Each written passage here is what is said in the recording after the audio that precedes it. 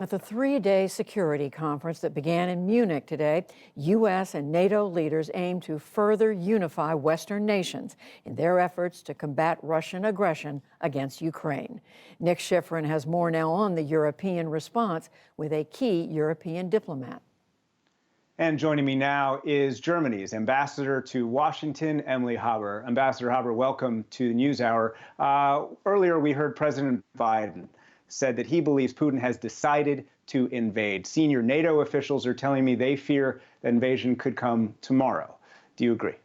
We have been briefed and informed and been sharing information among allies within NATO, with the United States, throughout these past weeks. There's no day when we don't exchange information about the latest knowledge and the latest assessments.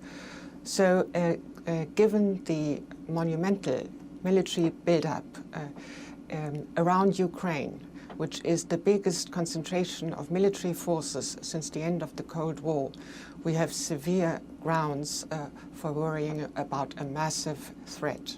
The pretext, of course, is what many people here have been talking about. We showed earlier what separatists in Donetsk, in eastern Ukraine, an area that they control, called a car bomb in the capital city of Donetsk. Are we in the middle of a Russian provocation? And if it's a false flag, is that what is going to precede some kind of military action? It is a possibility, but it's difficult at this stage to pinpoint exactly what sort of pretext would be used. And then I would also point your attention to the fact that even though there is a wide open gap between what Russia claims it wants, diplomacy, and what it actually does on the ground, and that is concentrating military forces, that the door to diplomacy hasn't entirely been closed. We have every responsibility to pursue the diplomatic avenue, but obviously it takes two to tango. For the moment, there is still the upcoming meeting, if it then happens, between the Secretary of State and the Russian Foreign Minister. There is the NATO-Russia Council, for which we've suggested a meeting. There is the OSCE track. There is the Normandy format.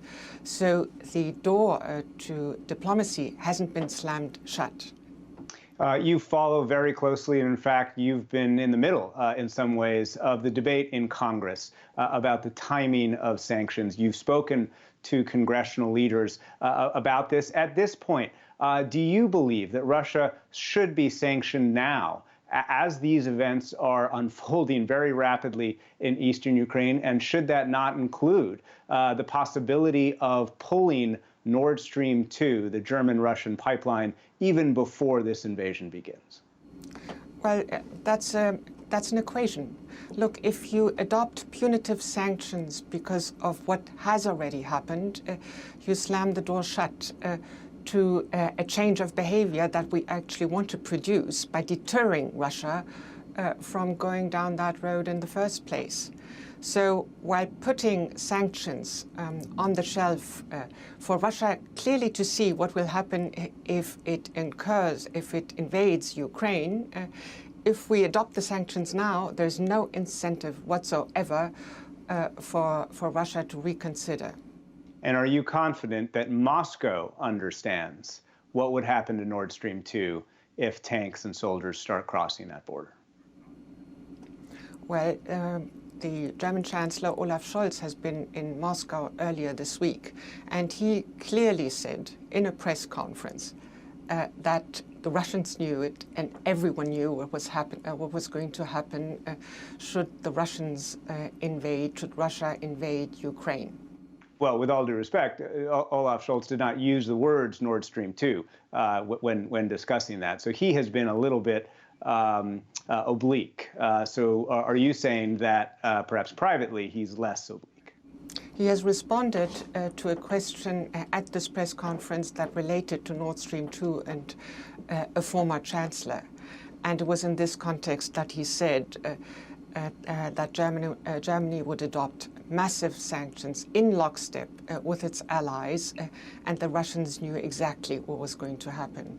I might add, too, that in the margins of the Munich Security Conference, in a discussion with Secretary of State Blinken, the German foreign minister said that all options were going to be on the table, and that included Nord Stream 2. Washington and London have been very aggressive at revealing Russian military plans. They say are Russian military plans and U.S. and Western intelligence assessments. U.S. officials say that they're trying to remove Putin's element of surprise. Do you agree?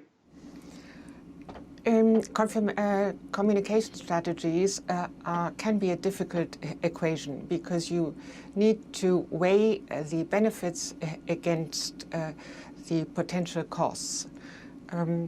Calling Putin out and producing clarity and transparency for the entire world to see, including for Russians, to see what is going on and what Russia is doing and where the responsibility lies, has clearly a benefit insofar as the surprise element is no more with Putin, and the initiative is no more with him.